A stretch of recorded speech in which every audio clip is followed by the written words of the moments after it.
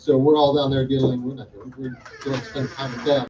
And he just said, "Hey, can you run upstairs and kind of run this?" I'm like, "I can," but I guess it kind of runs itself. You guys know how to do all this. So all I'd throw out there is that I'm really proud to be here. I have sat through thousands of sell-side analyst pitches, and so I know what those look like. I've sat through probably hundreds of student pitches, so I know what those look like. So I think I know what I'm like supposed to interpret, but what do you guys expect from me, if anything? Or do I just sit in the back and just take notes, or what is ask questions if it goes quiet. Okay, so ask questions, like really pointed questions, right? Okay. Yeah, mediate. So, okay, mediate if necessary. Okay. Sometimes like breaking down the question if there's like some miscommunication between the speaker and. Okay, good. So I can jump in then. Okay, I wasn't sure if I was supposed to say silent or. Okay, good. And then where did David used to sit, or where is the best place to sit? Okay, back in the okay. Oh, Just avoid Bassel because. Is he serious? Yeah.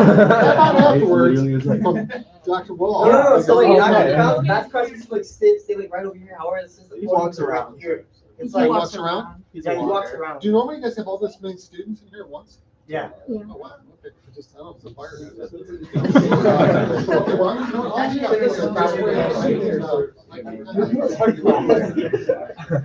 I'll just people standing in the back. As you guys know, there's two chairs up here. I know it's embarrassing to come up front, but at least one chair up here. You can come sit right here. Yeah, I'm probably sure. Yes, I forgot. Bill's here, right? Bill, you're here, right? So Bill does have a board. So Tyler wanted to see where the Russell ball Walker's was, here, so. but then Chris was Also, I donated a stool for my office right there, and then there's also a standard chair here. So what they're what 25 or 30 minutes?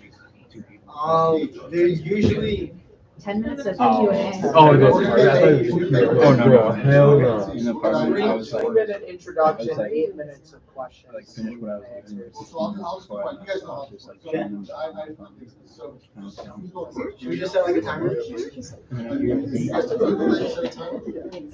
No joke. No, I was just smacking the wall. I was thinking about, I was like, dude, Usually like, wall come will on. moderate time. Like, Margaret. it's the wall. So Should we it's move not the like camera? the So I was gonna wall, keep a timer just so that I know if we, it's not like I'm you asking hear too many everything. questions. Does he have a podium speaker? But you get like that. You can start. Or, It was really we'll get started here. So, Oh, bro. I suppose. Oh, shoot. So literally, like, you can hear like, Oh, like, come that's so embarrassing.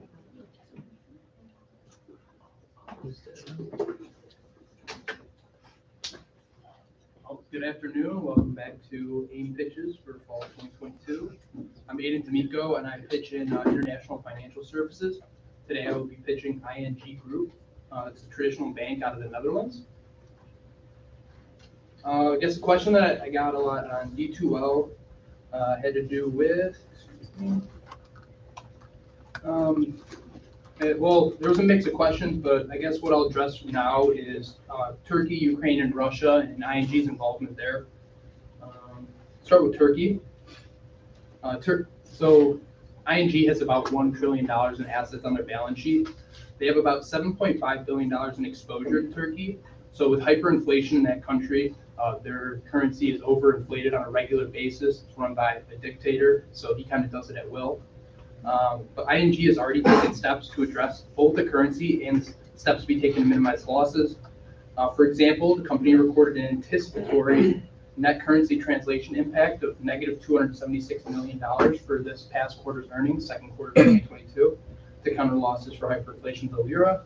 If the lira collapses completely, which I believe is unlikely to happen anytime soon because that would benefit their dictator or their country, ING would likely simply ING would likely simply exit that region of Europe and deal with the one-time losses of revenue, or move Turkish deposits to other more stable currencies such as the United States dollar or the euro. Either way, Turkey is a small market for ING, and the company's top line would be minimally affected by the collapse of the lira. And then one other question I'll address quickly, especially for the juniors, is what is the bank efficiency ratio? What's ING's, and how does it match up to its peers? bank efficiency ratio highlights a bank's profitability by dividing total non-interest expenses by the total revenues minus provisions for loan losses on the bottom of that denominator. So banks generate profits in a slightly different manner than a typical company. So this ratio looks at profitability and operating efficiency from a bank standpoint. The lower the percentage, the more profitable and efficient the bank is being run, because less of their expenses are accounting for their revenues. In fiscal year 2021, ING reported bank efficiency of 55.7% for its peers. Excuse me a moment. I have their stock tickers, but I want to give you the real names. Okay, so ABN AMRO Bank, last year they were at 76.4%. Commerce Bank out of Germany, they were at 79.3%. Credit Agricole, it's another European regional bank, mostly out of France, they were at 57.8%. Nordea Bank was at 48.0%, and Banco Santander was at 46.2%. So ING was only outperformed by the last two peers, and currently has an extremely healthy bank efficiency ratio. This industry average for European banks is currently around 63%.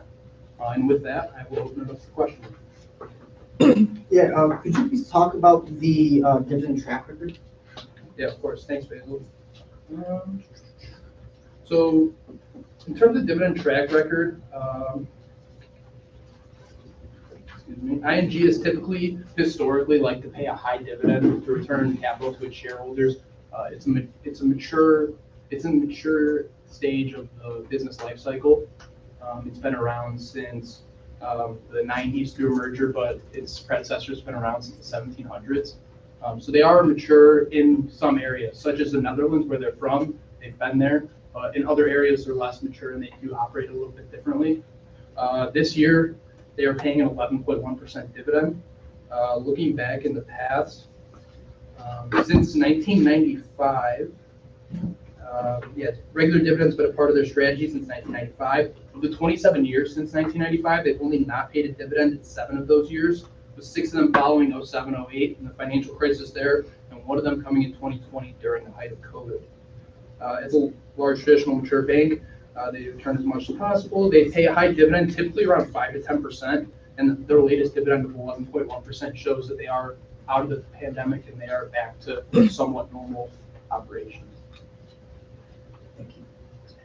I see that primarily your revenue comes from Europe, and North America and Australia is a small percentage. So what is ING doing to expand in these areas, or do they primarily want to stay in Europe?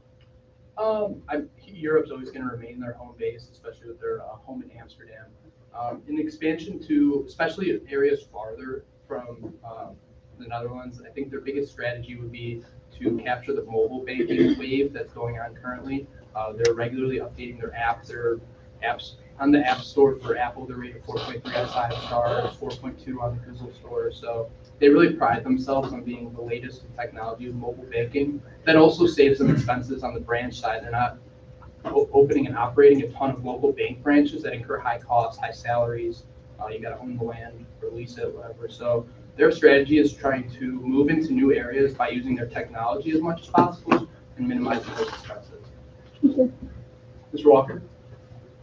What's their exposure to the energy complex in Europe?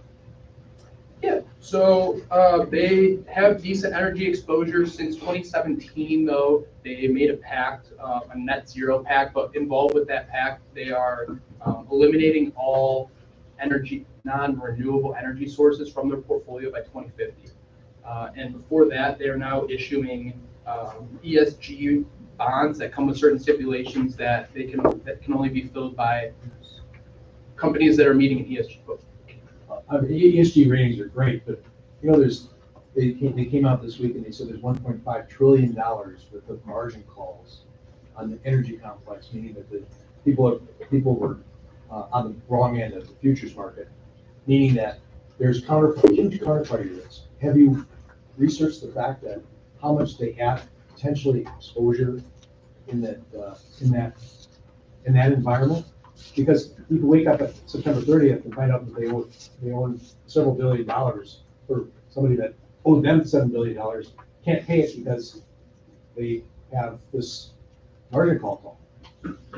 Okay, yeah, I don't have an exact number on terms of the energy exposure. They mix together the renewable and non-renewable sources. I don't know if that quite matters to you, from the question that you're asking. I thought you were kind of coming from, No, I non-renewable. mean, I'm glad you have, I mean, I understand that ESG and it's very important to have, but the fact is that this week's news is basically, there are people that are gonna go bankrupt big, not because the companies are going bankrupt that have the liability, it's the people that lend to those people are gonna have bigger troubles.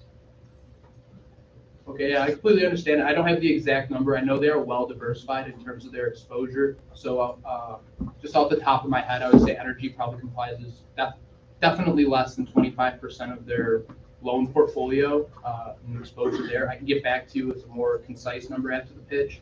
But what I would say in that end is with energy, obviously, especially in Europe, it's a big issue right now.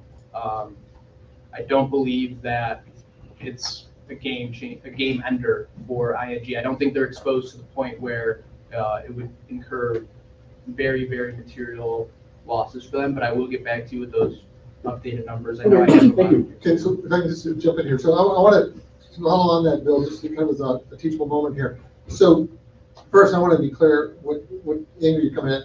Are you talking about the ING more on the security side has a counterparty that may go bankrupt, for example, like a hedge fund Yep. that is going? That is it. I mean, all the people that, on the energy complex, if they're lending to anybody in that energy complex that also has this huge margin call that they can't do. So that's what I'm trying to understand. So is it more, It's basically counterparty risk. is it more that they're lending to energy companies, or you're talking more on the security side that they're doing security? So is it the trading side of the house? Because what I'm trying to understand is that what I'm trying to explain, I guess, and I need better clarity on, is that banks will tell you the exposure they have to industries. But it sounds like what you're concerned about is not the energy industry so much as it is the trading, the securities industry. It's like be a hedge No, fund.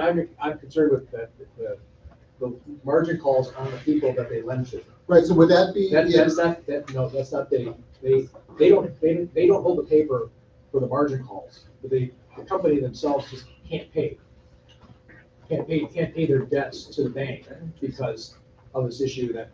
So you're saying like Chevron wouldn't be able to pay, this is what I'm trying to understand. I just want to make sure that Ayden understands, and you're looking, are you trying to find the exposure this company has to, that ING has to energy corporations? Or to somebody who's trading securities that has exposure to the energy industry? To the former. Not Okay. the latter. Okay, so in terms of ING's loan book, which is comprised about $910 billion, it looks like about 21.74 billion is in the electricity, gas, steam, and air conditioning supply industries. So that would be, to do the quick math, that'd be around 2%, I believe. So again, not to me, like I was trying to say, probably not super material. If there was a big energy crisis or one of the major energy companies in Europe collapsed, I do think it would be a one-time large revenue loss for ING, but not much beyond that.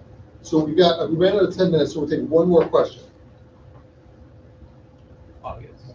Okay. I know inflation is pretty serious in the Netherlands. Have you quantified or has management disclosed what the implications of rising inflation has on like deposits and net interest margin?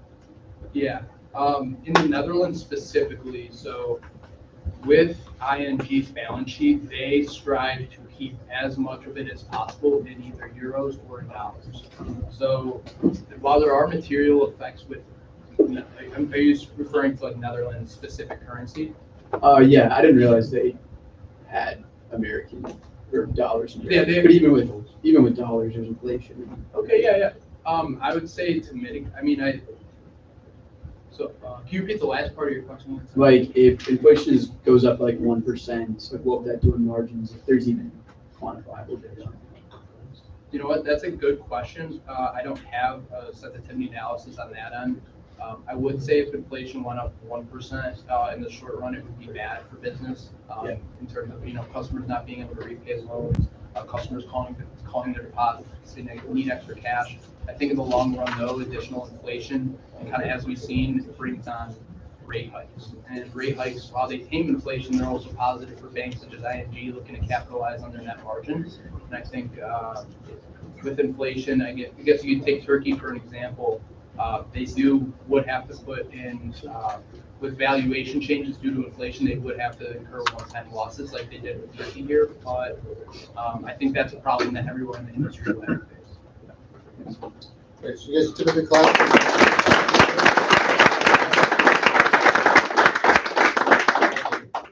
Great job. So yes, with this, and I'm not a banking expert, but what little I know is that they lend, and when they're lending, if you have almost your customers go bankrupt because inflation's throwing the business out, you're just not out of business, that's the downside. But the good side is that that's hopefully leads to more normal interest rates, and they go back to more historical 20, 30-year average levels. That typically is good for banks. So hold on, Ayden. So are we ready to go? Yeah. Okay, so I'll just set my time for 10 minutes, and then I'll give you the kind of the. Well, one of the looks, just one little thing to do. What I think would be good stylistically is if you don't know the answer, just say you don't know the answer, and that's okay. Because we're not expecting you to be, expert in every single thing in the company. And candidly, having watched this actually happens on Wall Street in New York, you'll have a company come in, 100 analysts in the room, and someone will raise their hand and ask a question that management, even if they had 10 data scientists, would never be able to answer. It's just either too speculative or it's just outside their scope. So that might be something that you're asking the person, they just really aren't qualified to answer, even if they did all the research. So we'll do that, and that way it'll leave more time for more questions. Sound good? Hi, my name is Bassel, Fouad, and today I'm going to be actually presenting the Internet of Blockchains, which is called Cosmos. Before going into this cryptocurrency, I first want to tell you the reason why. As of 2022, the top 50 institutional digital asset funds actually contain smart contract platforms at 37.2% in their funds. With Web3 infrastructure starting to become the forefront of investors in their minds right now, I think it's very important to start getting into this specific asset class. Having said, I first stumbled across Oasis Network, and I was about 95% done with my model and write-up, and then something clicked to me. I noticed that their biggest decentralized app project accounted for 66% of their total value locked and offers a 2,000% yield. If you guys don't know what that is, it's basically a Ponzi scheme. And then I quickly switched my consensus into a sell for the sole reason that since this is such a risky asset class already, I'm not going to put the AIM funds, the 2.0 fund in jeopardy for that sole reason. So I then switched into the Near protocol. Near protocol, when modeling this out, I realized that one of their segments of expenses was yield from staking, and that kind of clicked into my head. So having said, I went on DeFi Llama and I actually realized what the yields was on one of their DApps, and it beat out Oasis by 700%, which is a total of 2,700% yield. Having said, instead of quickly scrapping that away and just pitching out two cells, I kind of want to come up with an innovative solution and see what I can actually educate you guys with. So that's where I kind of landed on Cosmos, and essentially the problems that face the cryptocurrency realm are scalability, usability, and sovereignty. Given the range of applications where blockchain technology has risen, the main underlying issues is interoperability, which is essentially where blockchains on one network can interact with one another and share data and transactions across one main network. The best way to think about this is actually pizza. If you really think about it, Cosmos is actually the crust around that pizza, and the blockchains, DApps, and the project that are on there are actually the slice of the pizza. So having said, in order for Cosmos to be advanced with the technology, they use Tendermint Byzantine fault tolerant consensus, the Cosmos software development kit, and the inter-blockchain communication protocol. The ecosystem for Cosmos currently has 262 DApps and services, and they have 153 billion assets under management under their ecosystem. Another big advantage that Cosmos has is their inexpensive usage on the network. The kilowatts per transaction is 0.265 compared to Ethereum, which is at 87.29. Solana's at 0.364 and Polkadot's at 0.621. And Cardano is actually at 0.547. In order to come up with 119% upside, I conducted a 5-year DCF, and it was determined that 51% of Atom's value derives from free cash flows. And having said, I actually came up with metrics which are settlement time to confirmations required, transactions per second to settlement times, and last but not least, transactions per second to kilowatt usage. Having said, weighing all peers equally, I think now I want to open up the floor to questions. August? What do you know about the founders of this coin? Yeah, so the founders of this coin were actually Jaquan and Ethan Buckley. And so having said, they actually did a project that was called Tendermint. What Tendermint actually is, it's a consensus protocol that allows to have a faster transaction network and for more security.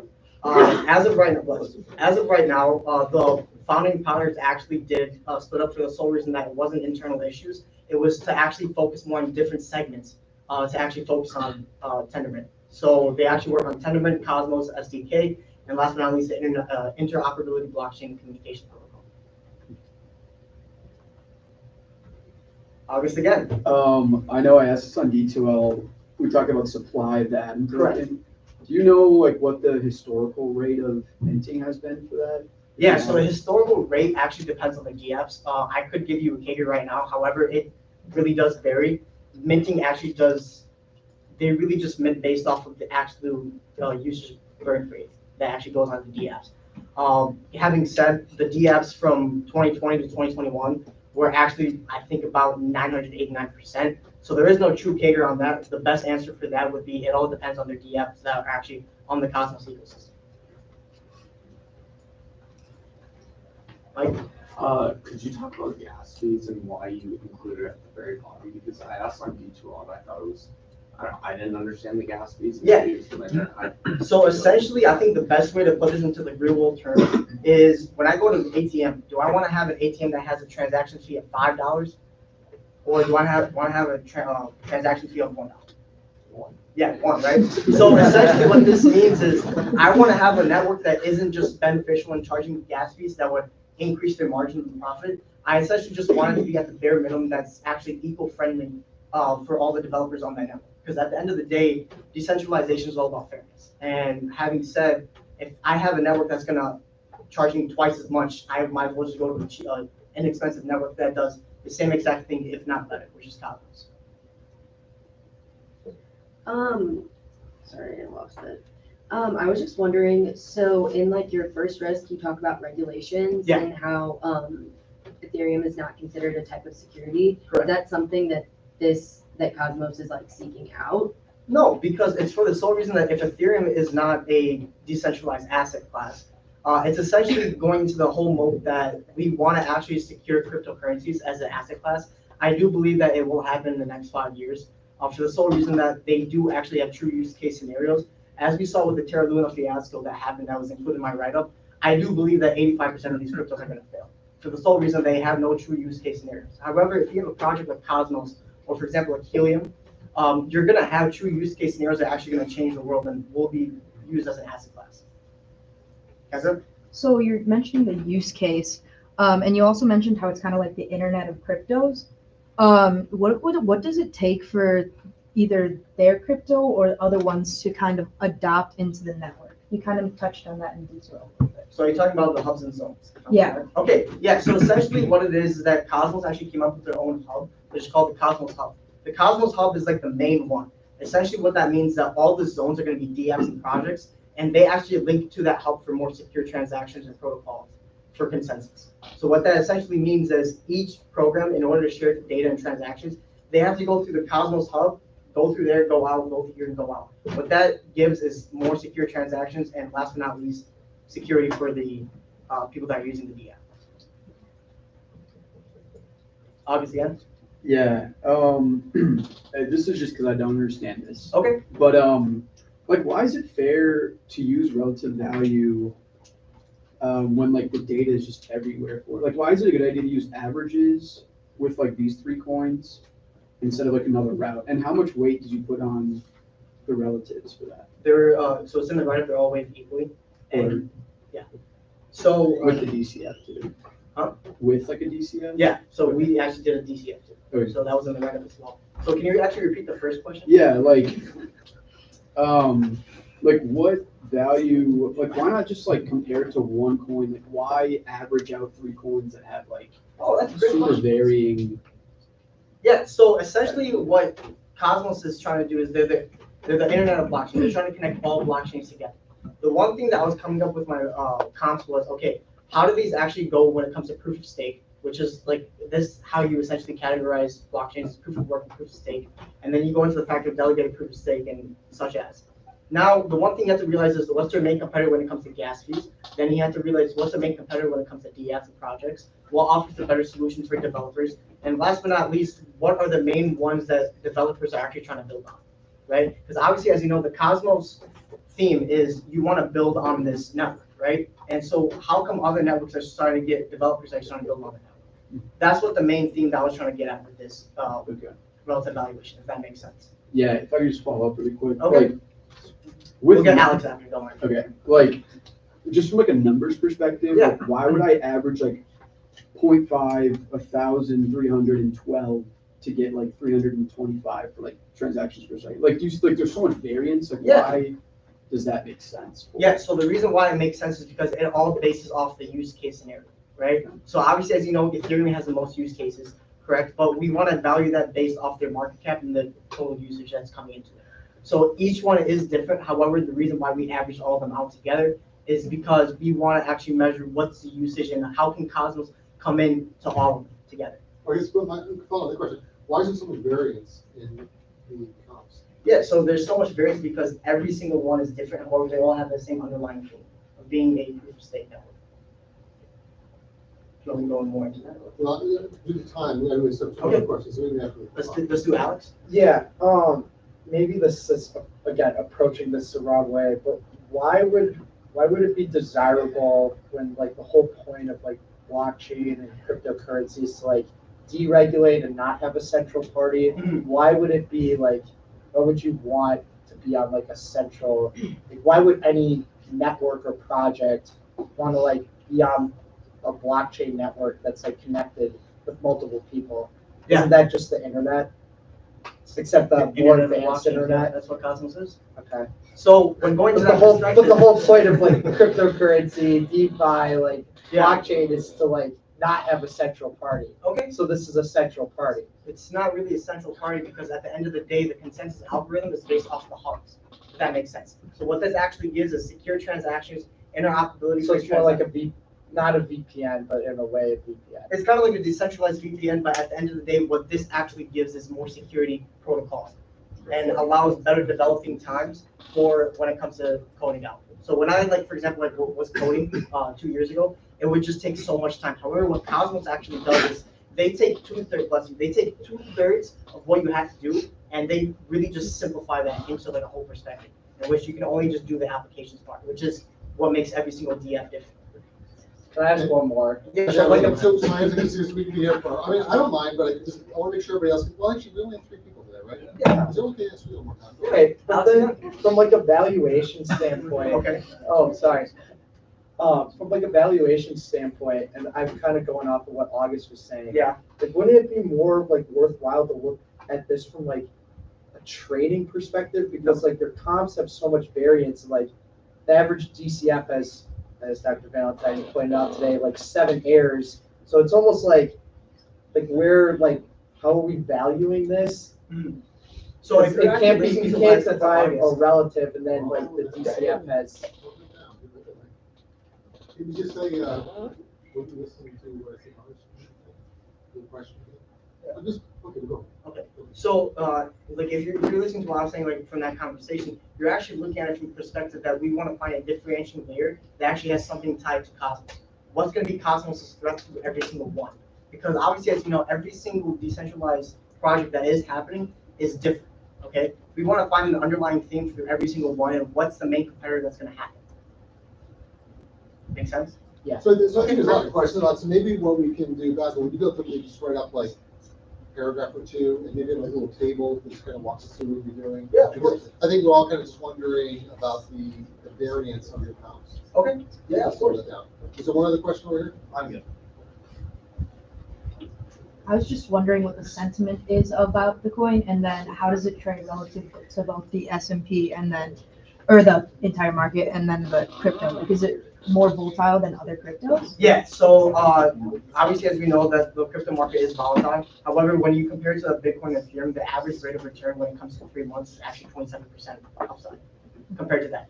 For the sole reason that they actually do have a different theme and they're the next generation of cryptocurrencies. So they actually do have a different use case scenario compared to Bitcoin and Ethereum. And then, so you were saying about the sentiment, what's the sentiment? Yeah, like are people actually finding this coin and being able to invest in it? Yeah, so they're, in order to actually make money through proof of stake, you actually have to stake the coin. Yeah. So essentially what this means is when people are actually using the project and they're holding their coins and not just trading it right away with a quick buck, you're actually getting more money at the end of the day. Longer than that. Next question. Yeah. So for the two cryptos that you found that were, no, they're just cryptos all doing things. So my first 2 weeks here, I haven't had play full, but I will do my best to try to learn this over the next year. But what I hear is you say that there's two, what we call them, securities Yes. that are Ponzi schemes. And so it seems like that's just like, to me, that's a huge value added. So can we short them, or how can we make money because you've discovered this big downside? Yeah, so you can actually short this through different exchanges. So what, can you recommend that? Can we do that? That's what the whole pitch was. We get one buy and two sells.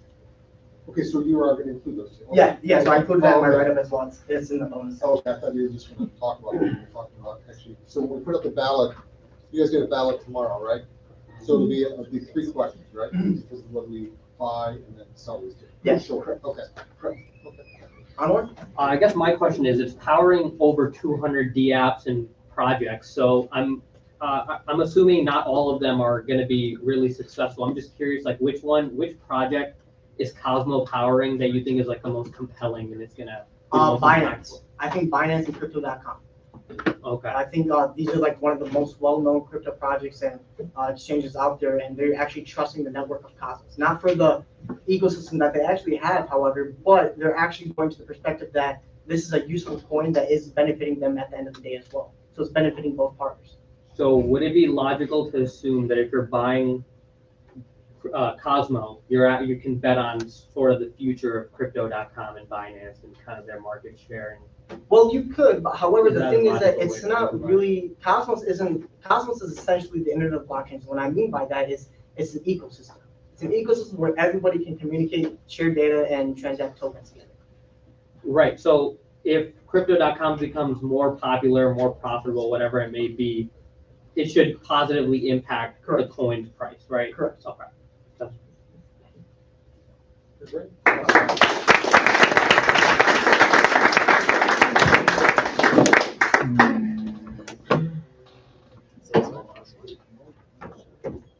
So how long are you guys typically in the room here when you do your pitches? 1 hour. Oh, really? Sometimes less. So we still have 29 minutes? That's for Usually we have 6 people, so Oh. Hi, my name is Hannah Moore and I cover international industrials. Today I'll be pitching Diana Shipping Inc. Diana Shipping Inc. is a company based in Athens, Greece that operates as a holding company which engages in shipping, transportation, ownership, and operation of large dry bulk vessels. Its vessels are primarily employed on a medium to long-term charter contract. A few of my most popular questions on E12 was in regards of maintenance.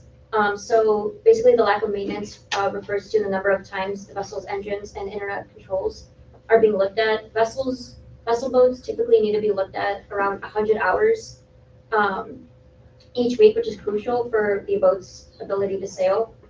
So for Dana Shipping in the early years of 2012, they had lack of maintenance, which caused an accelerated depreciation of about 7.2%. However, in 2018, it dropped nearly 66% after years of trial and error. And currently, another question was about the technical team. So Diana Shipping's technical team is responsible for all of this, and it is their largest team. They currently have 828 maintenance shipboard members out of the 918 overall employees. Another most popular question was their debt levels. So Diana Shipping has very good debt coverage and is covered by their operating cash. And in 2021, that increased 166% from 2020 to 2021. Additionally, their debt is covered by using their EBIT of about 5.7. In addition, their debt ratio is 0.48% compared to their competitors such as Customer Shipping, which is a debt ratio of 1.48% or 1.48. Yes. My question is about the 9 vessel ships that they're acquiring.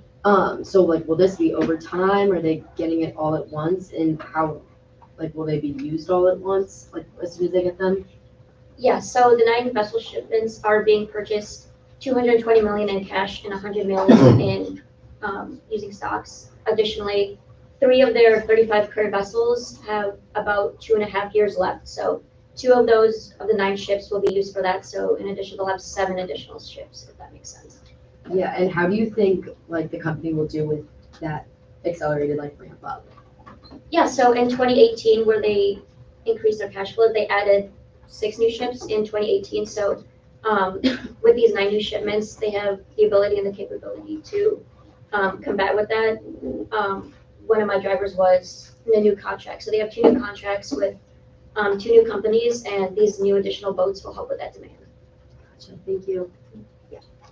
Is there a reason, I saw for the peer valuation used EV to EBITDA? Did you look at EV to EBIT? Because I just look at it as if you aren't using depreciation and amortization in the whole business based on these ginormous ships that you over time have to buy more of. I was just wondering, kind of, did you look at EV to EBIT, or why EV to EBITDA is a good metric to look at when you're buying the vessel kind of companies? Yeah, so I use EV to EBITDA because they have a much comparable EV to EBITDA than their competitors. I didn't use debt because they are financing using debt, and their debt is being covered by their operating cash. Yeah, I just have a question about like their pricing and stuff. So I know you mentioned in your first driver how much it was per day. Are they passing all those increases due to supply chain issues to their customers? And could you quantify that? Yeah, I quantified that in my in a sensitivity analysis. So I accounted for the fuel charges, which were also embedded into the contract. So that was involved in the expenses of the contract expansion. So the charter US per day has those fuel prices and the supply chain issues already embedded into it. Yeah.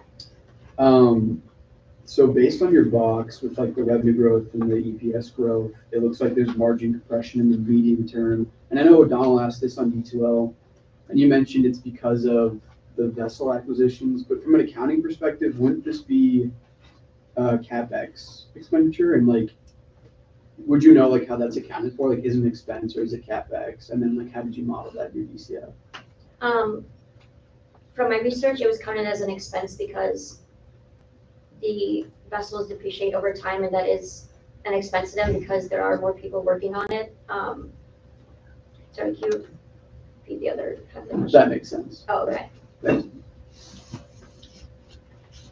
Yeah. Do you know outline their debt? I mean, they have pretty high leverage for the ones due and like what they're paying on it. Yeah, so they use a lot of debt to finance. So they, for the new ships, they spend over half on cash, and then they spend the rest on stock. But when do they have maturities on their debt, right? Like, 'cause they have like 97 debt to equity, like 97%. Like, when are their maturities? I don't know off the top of my head, but I can get that for you later on. Yeah. Feedback on it, do you know like the interest rates or what, did they have fixed or they have floating rate on it? Yeah, they usually have a fixed floating rate. I'm not sure right now with the inflation, they probably had to hike it up due to the fuel prices and such, but I can also find a number for you, but it's usually fixed. Yeah. Can you just touch on the entire holding and who's holding all these? Yeah, so,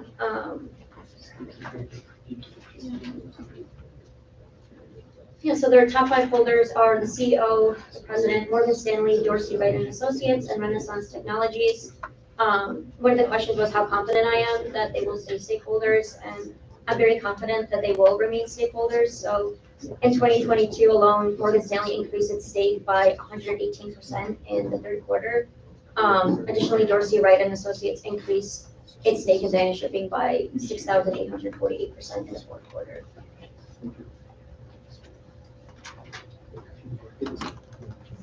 Any other questions?